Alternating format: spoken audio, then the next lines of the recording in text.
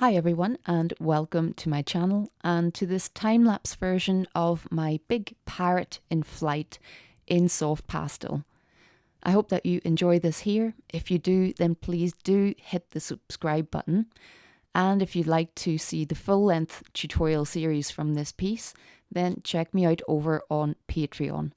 I'll add links in the description below.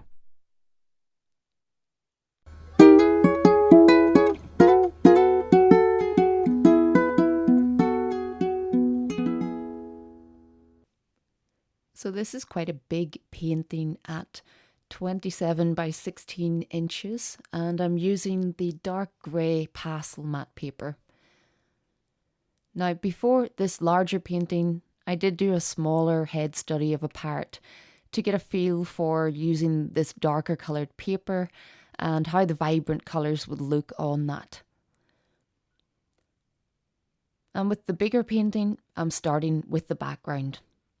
Now this was also quite challenging to film because it's such a large painting, and you're going to see me pop in and out of the picture from time to time, as it was pretty hard to avoid that. But I've done my best with the footage on this one. And another tricky element is filming bright colours on a dark background. It really gives the camera a lot of work to do. But again, I did my best to try and get those bright colours to come out really accurately on screen. So I will produce a full series showing this entire painting in real time.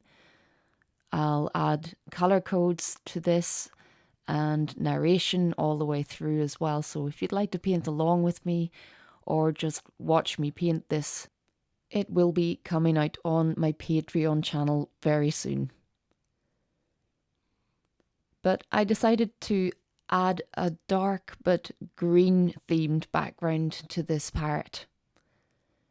I took the photo reference in a local shelter, so as you'll see a bit later, the background in my reference isn't great.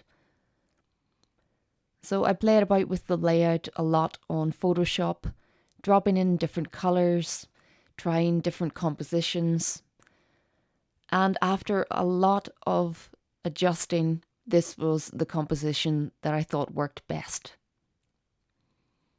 It was my aim to really draw our attention to the bird that's in flight, so the whole background is really softly blended, slightly out of focus. I'm trying to mirror the feathery edges of the bird with some of the greenery in the background. So just hoping to make some nice shapes and create a good complement or contrast to the bird.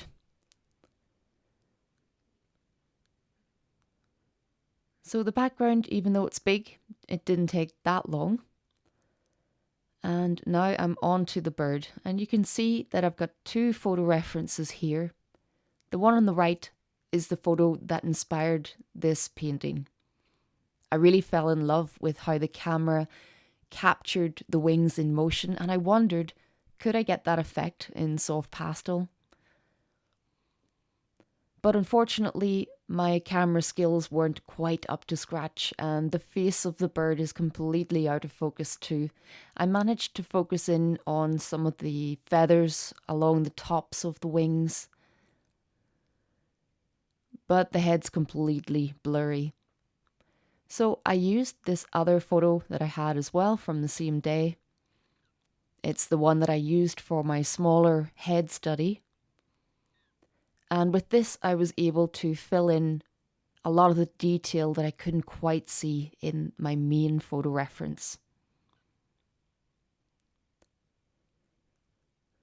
But those really vibrant colours coming into play now.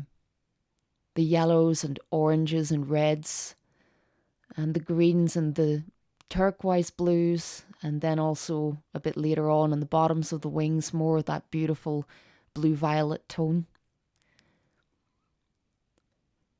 So a full rainbow of colour on a bird like this, and it's so nice to see those colours pop out from a dark background.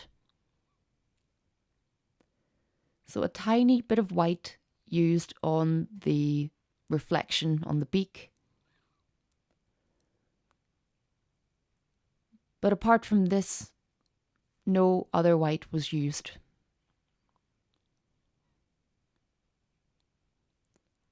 So I begin work on the body and the first section of the wings. This is the main area that was in focus in my photo reference. And I can see lots of colour in underneath the parrot. How can I make that what I know is a yellow section on the bird? How can I make it look so much darker in tonal value whilst keeping the warmth as well? So you can see I've gone as dark as a dark brown, just around the edges here. But then reds, oranges, even a little touch of green in there to give it that extra shadow effect. And against all of that, my brightest orange and yellow really do sing out. So a lot of fun to make use of all of my most vibrant pastels in one painting. I definitely think I might be hooked on painting colourful birds. And luckily I have lots of photo references of those.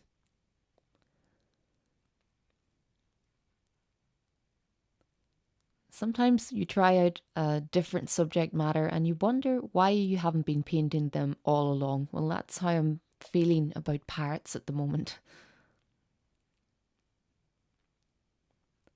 And also, I don't have a name for this painting yet.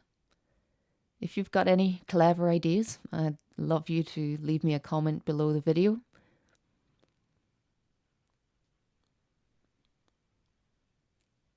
I feel like there's a good name lurking in there somewhere. I just haven't thought of it yet. So now I'm starting to work on some of the edges that I want to capture that movement on. You can see that on the tail feathers, we've got a lot of movement there. And I begin work on the first wing that's really a big part of the painting. The two wings coming down like this. They're as much the focal point of the painting as the face is, and that's quite unusual for a composition because normally where I put the face and the focus on the face, so the extra detail and definition, is usually where I want your eye to go to immediately. But in this case, I kind of want these wings to share the spotlight a little bit. So they're quite prominent in their location in the composition. And I was hoping that this blurred and interesting texture might really capture the viewer's gaze. So it was tricky. I'm going to talk about this a lot in the real-time tutorial series on Patreon. It was really difficult to get the layers of pastel to be really thin, so little films of colour. And I didn't want to overblend because I didn't want those colours to mix in with the background really. Instead, I wanted that thin film of colour to really sit on top of the darkness. And if you've tried pastel matte paper, I really love this surface. It's extremely versatile, but it does blend quite easily at a certain point. So what I mean is you can lose your definition very easily. And because of the hard surface, it's quite difficult to run a pastel very lightly over the surface of the paper and to make it even. So I needed a steady hand for this, trying to fill in the feathers. Of course, I can smooth it a little bit with the blending, but like I said, I didn't want to overblend and make all of the pigment look a little bit muddy or solid. I really wanted to retain the translucent appearance where possible. So lots of different blending techniques used in this.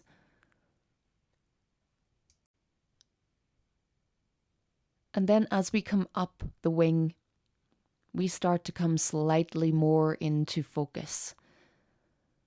Normally when you're painting something that's out of focus, the effect really works when you get in those little spots of detail that are nearby. It's amazing what your eye will do when it sees just enough detail to fill in the rest. So I spend a good bit of time now on the in focus part of the feathers, dropping in little bits of green, darker blues,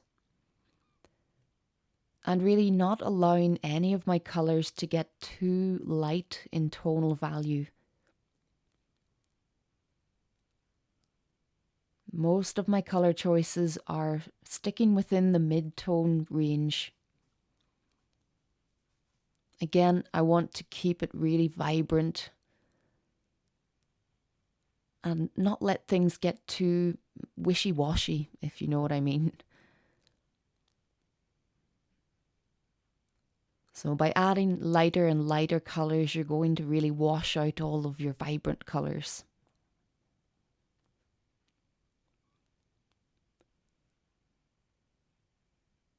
So even in the very detailed parts of the painting, I'm still being reasonably loose. There's certainly not tiny detail anywhere on the painting, perhaps a little bit around the eye. But everything here is painted with speed in mind and trying to capture the movement in the bird.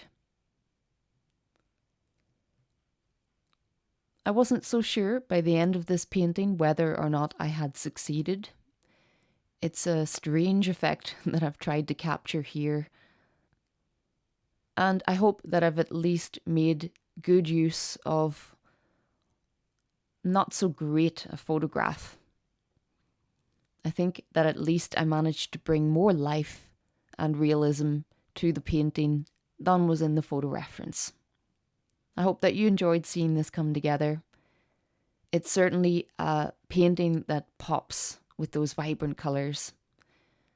Again, if you would like to see the full version, do check me out on Patreon.